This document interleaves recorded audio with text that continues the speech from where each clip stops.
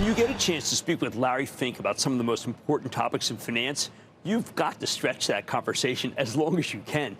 Take a look at the rest of my very wide-ranging and, yes, very optimistic conversation with Blackrock CEO Larry Fink. Let's go over the social media thing you started with. There are a lot of people who think the system is rigged against them. I never felt the system was rigged. I never felt there was a system. I don't think the system's rigged against anybody. It's not personal. I don't think the system is rigged, but I believe the problem is we don't know who to listen to. We have such extreme views. There's a, we're not basing everything on facts anymore. We're basing it on opinions. Yes. Even newspapers are more opinion papers now than news. We have to get back to the facts. We got to build dignity and decency again. We got to believe in each other again. I mean, one of the things that my parents taught me, and I'm sure your parents taught you, is you got to believe in yourself. It starts with you. Right. And, I believed in myself. I believed I had, not just that I was going to believe that I could earn more money than my parents. Actually, I never thought about it in that frame. But I believed in myself that I have a real chance of doing something. And I do believe, I see more young kids who are joining BlackRock. They believe in themselves. They believe they have a future. And, I don't think it's as stark as how you're framing it, but there is a large component of society that is saying exactly what you said. Can we teach it? I mean, I felt like I was doing something for 19 years with MadRMoney. I finished your letter. I don't think I got through to anybody. Look, I think my letter is really about optimism and a pathway to move forward. It is. And I do believe we all need to be focusing on a pathway to make more people have hope. And when more people have hope and less fear, and I think everything you're framing is more people have more fear today, we need to have pathways that create more hope and more certainty. Well, right now, people believe that the deficit is too big, so they buy Bitcoin.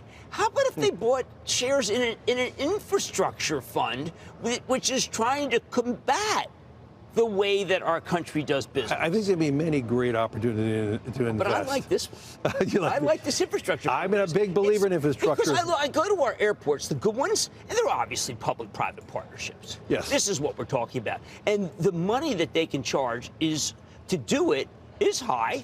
And that gives us a chance to invest in something that's more than just a bank account. And you witness when the private hands are owning these airports, the quality of service is better, smaller lines, just a better, there's more money going into it to fixing it up to make it, a great service. Right, and I'm talking about the Global Infrastructure Partners buy, which I thought was brilliant. Yeah, thank you. Yes, because we all think that the government doesn't work, and yet here we are in a London airport, and the government didn't work. They gave it to Global Infrastructure Partners. They sold it to them. And that was just absolutely terrific. Yeah. And this is also part of the energy pragmatism. We can let these companies do carbon capture, but we also let them drill. Correct. And that's what exactly we did. That's why we're partners with Occidental Petroleum. Which I thought was brilliant. And I'm very bullish.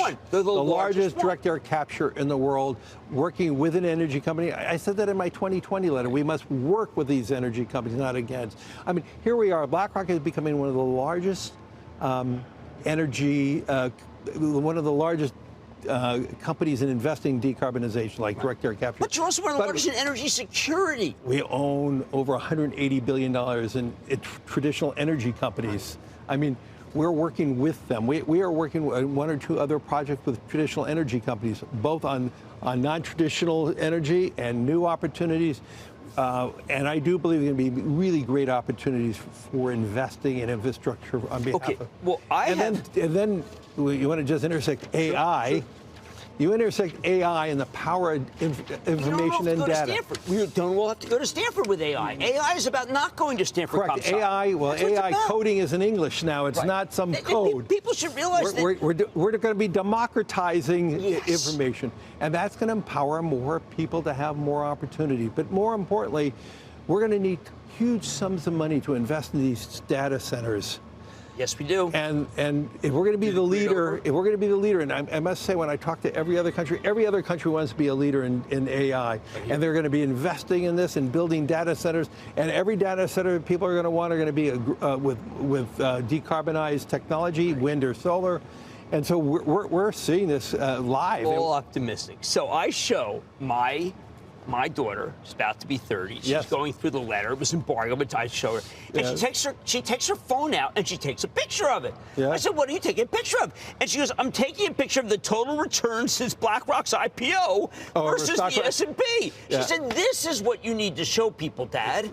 You've got to show people that they can make far more money than they think. Well, this is why I've always been against people keeping all their money in a bank account, because you're going to, in every country, I've done that chart almost in every country.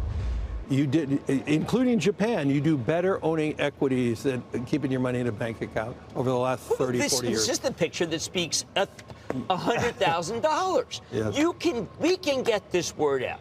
You, me, others who feel the same way you do about capitalism. We can get the word out. Think about if you own the companies that are heavily into AI, or you invested in the companies that are creating these new drugs for weight reduction, or companies that touch everybody since its beginning, like a Lululemon, a Chipotle. Right. Well, we will get this done. I mean, these stocks have done unbelievable. People must read this letter in order to be optimistic enough to think correctly. I want to thank Larry Fink, who's the chairman and CEO of BlackRock. Larry, your best one. Thank you. Thank you. Thank you. Coming up, can daily fantasy win the day? Cramer goes off the charts with a look at DraftKings. Next.